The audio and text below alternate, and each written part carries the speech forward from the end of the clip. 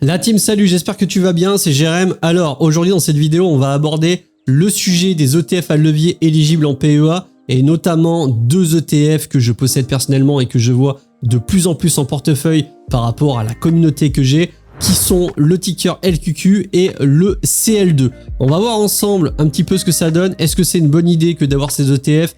Quels sont les risques? Bref, on va faire un point sur tout ça. Alors pour le coup là, c'est important de le préciser, mais ceci n'est absolument pas un conseil d'investissement puisque on va parler d'ETF à levier. Qui dit levier dit risque augmenté. Ça peut être vraiment sans pitié sur les années négatives, tu vas le voir. Donc il faut vraiment que tu sois en pleine conscience de ce qui se passe quand tu possèdes des ETF à levier. Chacun est responsable de ses investissements, mais là, il faut vraiment être ultra vigilant parce que ça peut avoir des conséquences désastreuses si jamais tu fais n'importe quoi.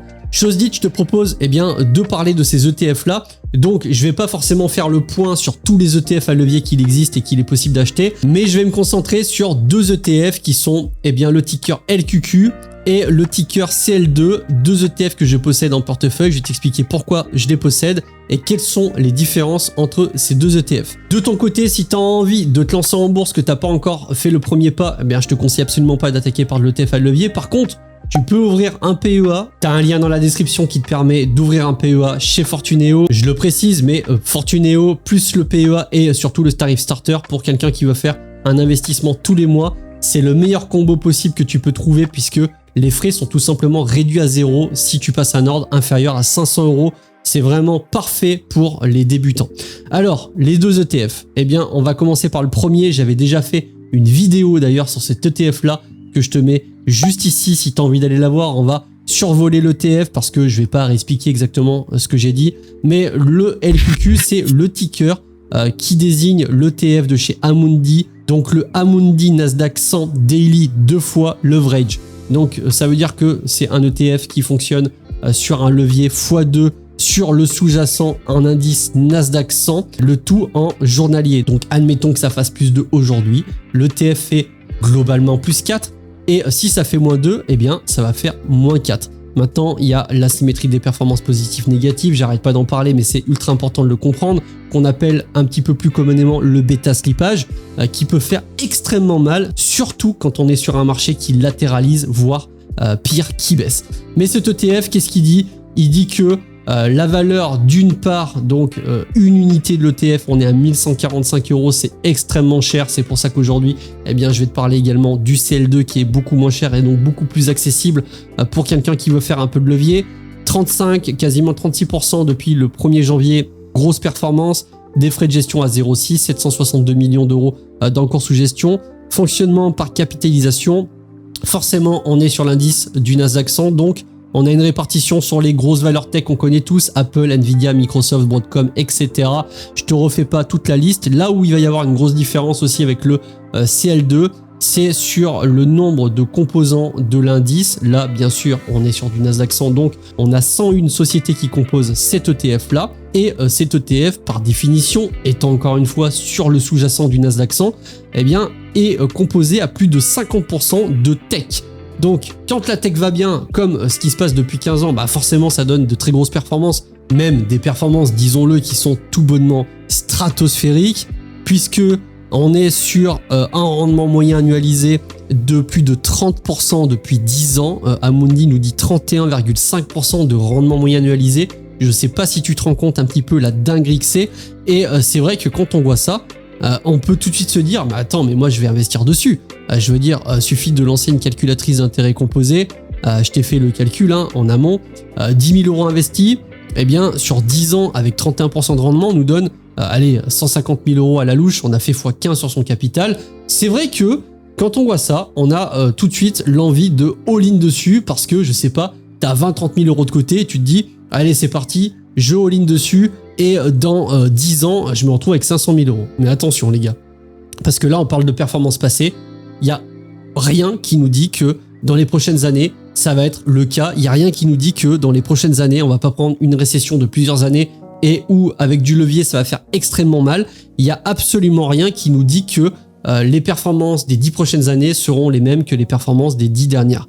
Là, on a les performances depuis globalement 2007-2008. D'ailleurs, je te les ai mis ici, directement sur Yahoo Finance. C'est un tableau que j'ai déjà montré et c'est vrai que quand on voit un petit peu les performances que peut donner cet ETF-là sur les années, ça donne extrêmement envie d'investir. Je te cache pas que j'ai investi, mais je vais t'expliquer un petit peu plus tard pourquoi je l'ai fait et comment je le fais. Alors première chose qui frappe, c'est qu'il y a une succession d'années positives et globalement il y a 2 grosses années négatives, 2008 avec les subprimes et 2022 pendant la correction des valeurs tech avec quand même un quasi moins 60%. Donc là pour ceux qui se rendent peut-être pas compte, le moins 60 qu'il y a là, il va annuler une très très grosse partie de la plus-value latente de toutes les années qui se sont succédées en intérêt composé. Donc là, celui-ci fait extrêmement mal, il faut vraiment en être conscient. C'est pour ça que le levier, eh bien, ça va dans les deux sens. Par contre, petite précision sur les ETF à levier de chez Amundi, on est ce qu'on appelle en levier classique, on n'est pas sur un compte de marge, c'est-à-dire que si tu mets 5000 € et que malheureusement ça se passe mal et que tu perds tout, je te rassure, c'est difficilement réalisable, mais admettons, tu perds 5000 € et puis c'est tout, tu ne dois pas de l'argent à la banque, comme ça peut être le cas sur un compte de marge où tu mets 10 000 en près de 20 000 et si jamais tu perds tout, tu dois 10 000 € à la banque. Ça, c'est vraiment le next step sur le risque. Là, on est déjà suffisamment risqué, mais en tout cas, il faut savoir qu'au pire des cas, tu perds ta ligne et tu ne dois pas forcément d'argent à la banque. Là où ça commence à devenir un petit peu problématique avec cet ETF LQQ, eh bien, c'est tout simplement, comme je le vois, par rapport à la valeur de la part. Tout le monde n'a pas 1140 € à mettre tous les mois. Donc, si tu veux faire du levier et que tu n'as pas cette somme, tu ne pourras tout simplement pas acheter de LQQ parce que je le rappelle, il y a une loi qui dit que sur un PEA, tu ne peux pas faire d'achat fractionné. Certains m'ont posé la question, comment ça se fait Jérém? Moi sur Trade Republic ou sur Interactive Broker, je peux acheter en fractionné. Oui, mais parce que tu es en compte titre, pour l'instant tu ne peux pas sur tout simplement le PEA. Donc du coup, une bonne alternative à ça qui fonctionne aussi relativement bien, c'est l'ETF qu'on appelle CL2, ticker CL2, le Amundi ETF Leverage MSCI USA Daily. Donc on est toujours sur la partie américaine. Mais la valeur liquidative d'une part est de 22 €, donc vraiment beaucoup plus accessible pour quelqu'un qui a une centaine, 200, 300 € à mettre tous les mois. L'encours sous gestion est quasiment le même, on est à plus de 700 millions. Les frais de gestion sont un tout petit peu plus bas, on est à 0,5% et c'est un ETF qui globalement performe aussi pas mal, hein, puisque depuis le début de l'année on est à 49%, malgré qu'il performe un peu moins bien que le LQQ, mais la volatilité est beaucoup moins importante. Là où ça va vraiment être différent, ça va être sur la composition de l'ETF. Là, tu as les 10 principaux composants de l'indice. Donc, encore une fois, on retrouve bien évidemment les grosses sociétés Nvidia, Apple, Microsoft et toutes les valeurs tech. Mais c'est surtout au niveau du nombre de composants de l'indice. Là où on avait 101 composants qui correspond aux composants du Nasdaq 100 du LQQ, puisque le LQQ, c'est vraiment le Nasdaq 100 répliqué. Ici, on a 593 sociétés qui composent cet ETF à levier avec une répartition qui est moins centralisée sur la technologie, comme tu peux le voir, puisqu'on est à 31,5% sur la tech, 13,15% de finance, santé 11%, biens et consommation cyclique 9,8%, industrie, etc. Donc globalement, on ratisse plus large, on a moins de centralisation, donc forcément on réduit un peu la performance. Ce qu'il faut savoir, c'est que plus tu es centralisé, eh bien plus les performances peuvent être astronomiques ou désastreuses. Ça va dépendre de est-ce que la centralisation se porte sur un domaine qui fonctionne extrêmement bien. Là, il n'y a pas de doute, depuis 15 ans, c'est la technologie qui tire tout le marché vers le haut. Il suffit simplement de regarder un petit peu les performances du Nasdaq, contrairement à celles du S&P 500 qui va ratisser plus large. Il n'y a aucun doute, le Nasdaq, c'est l'indice qui explose tout depuis une quinzaine d'années. C'est pour ça que le LQQ fait 30% de rendement moyen annualisé. Là où le CL2 va se contenter d'un 25,7% de rendement moyen annualisé sur les 10 dernières années, ce qui est, encore une fois, complètement stratosphérique.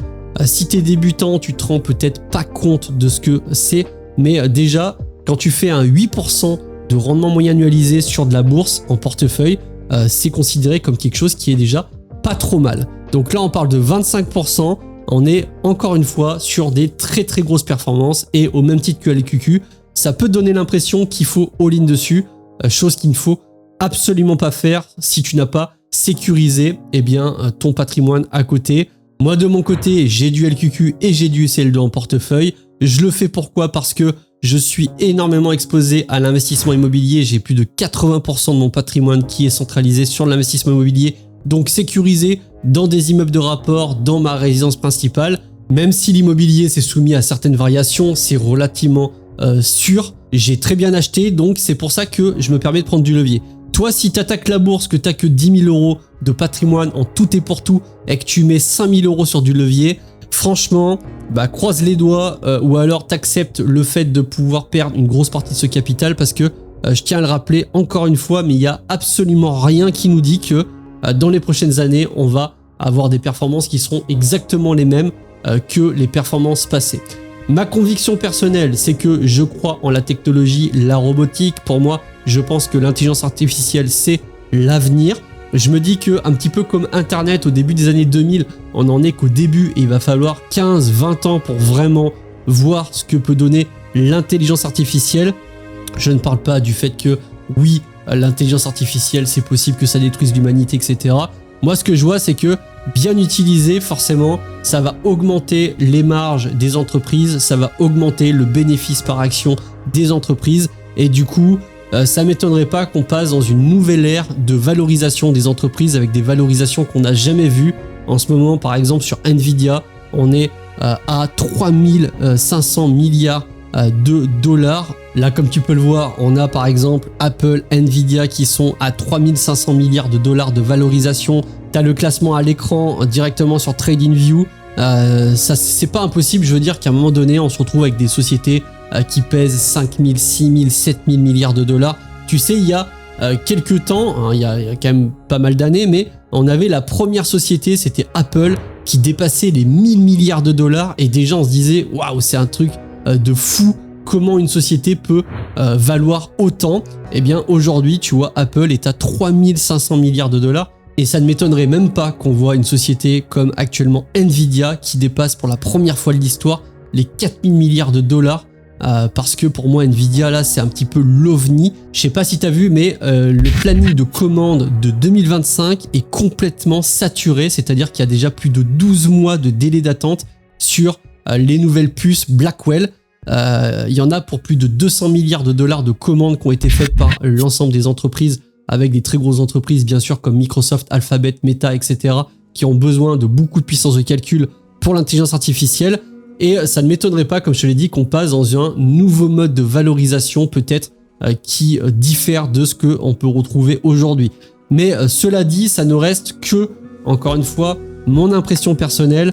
Je sais que malgré tout et malgré ce que je peux dire, ça peut influencer le fait que je dise telle ou telle chose, mais l'idée principale, c'est vraiment pose-toi 2 secondes devant une feuille de papier, devant un ordinateur, fais tes calculs et mets-toi dans le scénario le pire où, par exemple, on se prend une correction sur 2-3 années consécutives, voire une récession sur 10 ans. Est-ce que c'est OK pour toi? Est-ce que ça va vraiment impacter fortement ton niveau financier et du coup ton niveau de vie? Si c'est pas le cas, alors je te dirais pourquoi pas s'amuser un petit peu avec du levier. Encore une fois, ce n'est pas un conseil d'investissement, mais tu seras quand même beaucoup moins soumis à pression, exactement comme je peux l'être. Hein. Moi, je m'en fous. Demain, ça prend moins 50%. J'ai envie de te dire, bon, j'ai mon immobilier à côté qui tourne. C'est simplement que je trouve ça un petit peu excitant d'avoir du levier au même titre que d'avoir de la crypto-monnaie. Les ETF classiques, ça peut être un petit peu ennuyant. J'ai fait une vidéo sur le sujet, mais c'est pas pour ça qu'il faut faire n'importe quoi. Donc l'idée de la vidéo, c'était de te présenter une alternative au LQQ tout en rappelant les risques et les points forts de l'ETF à levier. Maintenant, si tu es débutant, que tu attaques la bourse et que tu veux faire de l'ETF, va plutôt sur l'ETF généraliste. Essaye de regarder le MSCI World, le S&P 500, c'est 2 ETF qui donnent de la bonne performance, qui sont relativement sains. Ça t'évitera vraiment d'avoir le stress psychologique. C'est vraiment là-dessus qu'il faut faire gaffe, hein, parce que en bourse, quand on regarde juste des chiffres sur un papier, ça a l'air d'être facile. Une fois qu'on est vraiment dans l'action, une fois qu'on a vraiment son argent investi, ce qui se passe, c'est que quand ça commence à corriger, et surtout quand on n'a jamais vécu de grosses corrections, on commence à stresser. Et le stress peut être plus ou moins important suivant ton exposition au marché par rapport à ton patrimoine global et suivant aussi ta personnalité. Il y en a qui vont vraiment subir le stress beaucoup plus facilement que d'autres. Et il y en a certains, à la moindre baisse, dès que ça va faire moins 4, moins 5%, vont tout de suite paniquer. Et bien souvent, c'est la panique qui te fait faire des erreurs. Donc ça, c'est valable sur l'ETF classique. Imagine-toi ce que ça peut donner sur un ETF à levier qui peut faire, comme on l'a vu en août, un moins 10% dans la même journée. Eh bien, ça peut faire extrêmement peur. Et la majorité du temps, c'est souvent des erreurs liées au stress, le fait de sortir au mauvais moment, etc. qui font que ta performance est complètement flinguée, contrairement à une personne qui serait restée assise sur ses mains, tout simplement en regardant la tempête passer. Donc la vidéo, comme tu l'as compris, c'était surtout pour présenter une alternative au LQQ, pour rappeler un petit peu les avantages et les inconvénients des ETF à levier. Si t'as kiffé, tu peux mettre un petit pouce bleu et poser une question ou tout simplement mettre un commentaire de référencement et t'abonner à la chaîne si jamais t'es pas abonné, que t'as kiffé ce contenu. Encore une fois, si tu as envie de te lancer dans l'aventure et ouvrir un compte bourse, un PEA, c'est totalement gratuit. Tu as un lien dans la description, je te laisse cliquer dessus. Fortinio propose les meilleurs tarifs et puis moi, je te retrouve rapidement dans la prochaine vidéo. Sur ce, je te souhaite une bonne fin de journée et je vais te laisser avec cette petite vidéo bourse, toujours la même. Si tu l'as pas vue, ça t'apprendra toutes les bases. C'était Jérém, je te dis à la prochaine. Salut!